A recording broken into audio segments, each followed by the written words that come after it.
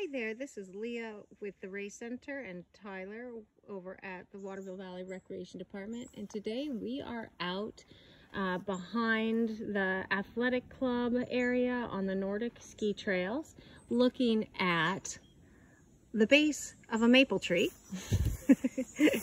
And here's the rest of it. That is a clue about what we will be talking about today.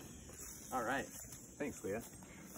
Yeah, so those of you who are, whoever leave the valley or come up on 49, you may be noticing that reaching out into the road, some of those trees are starting to change color, even though it is August and still summer and still today very hot. Why are those leaves changing at this time of year? That's a great question.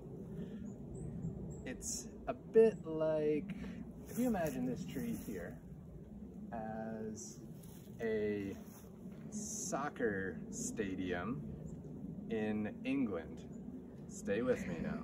Okay, so early in the spring, there are little buds on these red maples.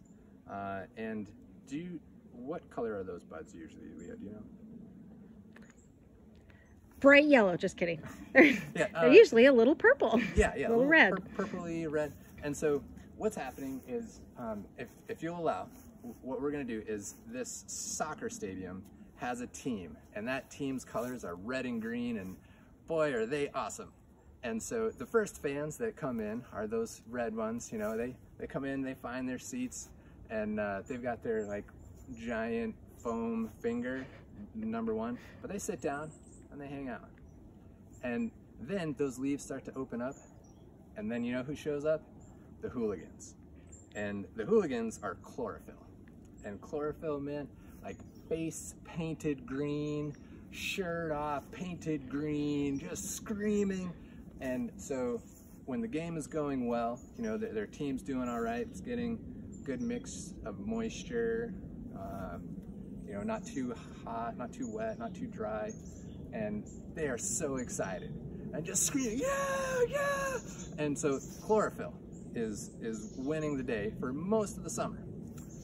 But then, you know, the tide starts to turn, the team's getting tired, and that can happen a little more quickly in areas where the tree's roots are very wet. You may notice some of these red maples are also called swamp maples, and if you look near the dam in Campton, some of those maples there will be totally red by the end of next week.